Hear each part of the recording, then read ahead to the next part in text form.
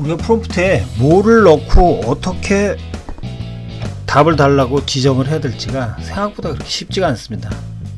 그래서 이제 하다 보면 뭔가 시켰는데 짜증나는 거죠. 챗GPT 대체 왜 이 엉뚱한 얘기만 하고 내가 원하는 답을 주지 않을까? 황당한데 그건 사실은 잘 따지고 보면 뭐 챗GPT 입장으로 바꿔서 이제 생각해 보면 대체 뭐 어떻게 하라는 거지?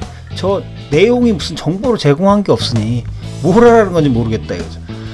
프롬프트를 작성하는 방법을 1, 2, 3를 본다고 했을 때는 이제 명확하고 구체적으로 한다 하고 맥락을 제시해라. 이 두 가지가 이제 반드시 포함되는데 사실 이게 말은 그런데 구체적으로 뭐냐 잘 이해가 안 갈 수가 있다 이거죠. 어떻게 해야 될 건지 이때 육하 원칙을 우리가 활용할 수가 있습니다. 이 육하 원칙이 들어가 주면 세부 사항들 저 항목들 하나하나마다 정보를 기술을 해주기 때문에 정보의 정확성 그다음에 완전성 그러니까 명령 자체가 뭘 해달라는 건지 구체적이 되는 거죠. 이제 체계적으로 복잡한 문제를 분석하거나 설명을 해주기 위해서 우리가 이 육하 원칙을 사용하는 겁니다. 자, 질문은 댓글에 남겨주시면 되고 검색은 리비전 GPT. 프롬프트에 육하 원칙을 적용하려면 뭐 적용하라고는 했는데 어떤 식으로 적용하라는 건지 잘 모르겠다, 그렇죠? 그래서 이 적용하는 건 연습 문제를 해봐야 될 것 같은데 팀 워크샵을 간다고 생각을 하자고요. 그랬을 때 팀 워크샵 이 행사를 어떻게 할 건지에 대해서 계획을 세우고 싶다. 그러면 이 계획을 세우기 위해서 그냥 자 챗GPT 팀 워크샵 계획을 세워줘. 그러면 누군지 아냐 이거. 챗GPT가 모른다 이거죠. 팀은 뭐고 워크샵은 뭐고 뭘 하고 싶은 건지 전혀 모르죠. 그거하고 비교했을 때 언제 어떻게 진행하는 것이 적절한지에 대해서 육하 원칙으로 제안을 하라. 그런데 무엇, 누가, 왜 이 세 가지를 다 지정을 해줬어요. 여기까지는 지금 내가 생각해 놓은 거다 이거죠. 그리고 나머지들을 보충을 하자. 언제 어떻게를 포함을 해서 이렇게 명시를 해줬기 때문에 이렇게 되면 이제 답이 훨씬 더 완전하게 그리고 또 내가 필요한 것에 딱 맞는 답으로 나오게 될 겁니다. 자, 이렇게 만들어 주는 게 바로 육하 원칙을 적용하는 그런 방법이라고 할 수 있습니다. 이제 프롬프트에다가 구체적으로 어떤 항목들에 대해서는 내가 알고 있고 어떤 항목들 마케팅 부서 팀원들만 모여서 가는 워크숍이야까지는 내가 알고 있다 이거죠. 그런 것들은 집어넣어 준다 이거예요.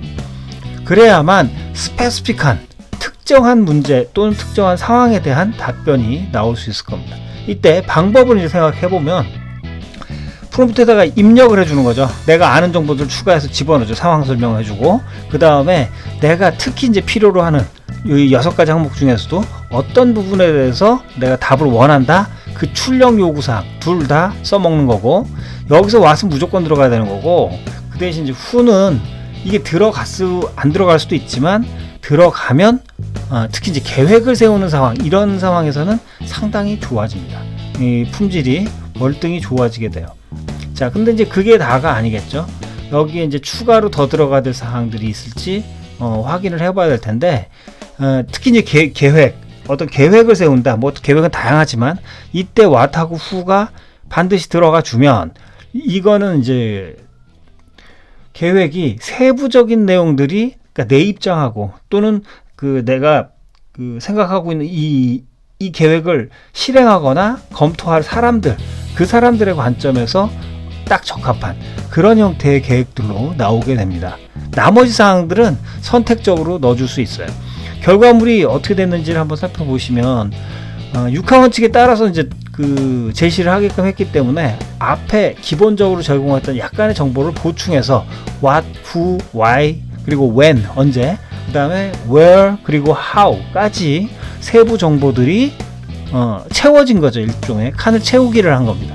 그런데 안에 내용들을 보면 답을 이제 정했다기보다는 이걸 정하기 위해서 어떤 부분들을 고려하면 좋겠다는 제안 같은 것들이 들어왔어요. 자, 이걸 바탕으로 해서 이제 우리가 이번에는 계획서를 씁니다. 계획서를 이제 만들어내라고 지시를 하는 거죠. 이제 프롬프트에다가. 그랬을 때는 만들어진 결과물이 목적 및 배경, 참가자, 일정 장소와 진행할 내용들에 대한 세부사항, 오전엔 뭐하고 오후엔 뭐하고 점심 먹을 시간은 그 다음에 준비사항 그리고 후속 조치까지 이제 하나의 완성된 형태의 계획서 모습처럼 만들어졌습니다. 이건 이제 만들기 위해서 우리가 그냥 계획서를 써. 그래도 이런 비슷한 모습이 만들어질 수 있는데, 모습은 비슷하지만 막상 내용을 들여다보면 마케팅 부서 팀원 5명 전체가 들어가는 이 마케팅 부서의 전략 수립 워크샵이다. 이 세부 사항에 대해서는 정확하게 반영을 해줄 수가 없겠죠. 그죠? 그리고 이 워크샵 진행의 세부 내용들도 다 우리가 이제 그 구체화 시켰던 내용으로 등장하는 겁니다.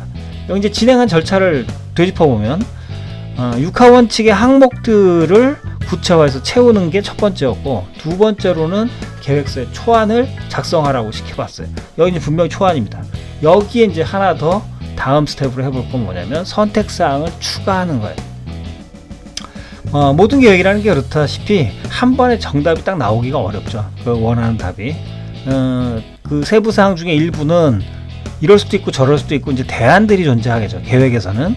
이제 그 대안들인데, 여기서는 장소를 어디로 할 건지, 뭐 외부 회의실로 할 건지, 카페로 할 건지, 아니면 회사 내 회의실로 할 건지, 요런 선택사항, 또는 오전에는 뭐 하고 오후에는 뭐 할 건데 어떤 내용을 할 건지에 대해서는 선택사항이 좀 있겠다. 그래서 모든 항목들이 아니라 특히 이제 선택이 많이 될 수 있는 항목들에 대해서는 선택사항을 명시하게 해봤어요. 자, 요약해보면 육하 원칙 적용하는 데 있어서 업무용 상황에서 상당히 중요하다. 매우 쓸모가 있다. 왜? 우리가 구체적으로 뭘 해달라고 챗GPT한테 요구하는데 능숙하지가 않다 보니까, 그리고 이제 잊어버리고선 정보 충분히 안 주는 거죠. 그래서 이 육하 원칙을 활용하는 게 굉장히 중요한데, 프롬프트의 정확성을 높여주고 그 다음에 완전성을 높여주기 때문에, 그리고 특히 계획을 세우는 상황이다. 그러면 계획을 지금 딱 나한테 맞는, 우리한테 맞는 구체적인 계획을 이 상황에 맞춰서 만들어주는 데 상당히 도움이 됩니다.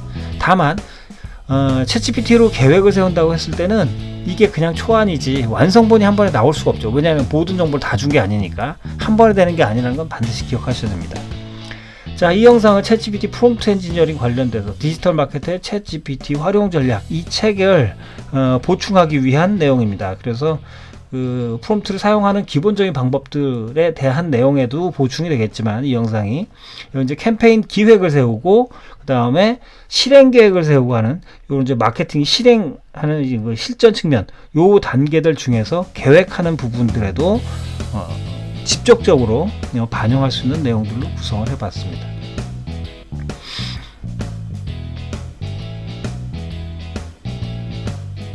자, 여기까지 이제 그 육하 원칙 5W1H, 우리 잘 알고 있는 간단한 방법을 챗GPT에서 프롬프트를 이제 어떻게 잘 만들고 내가 원하는 답이 얻을 수 있게끔 사용할 거냐에 적용해보는 과정이었습니다. 이제 특히 계획을 세운다고 할 때 이런 구체적인 정보를 제공하고 명령을 지시하는 게 매우 중요하다는 걸 이제 같이 봤습니다.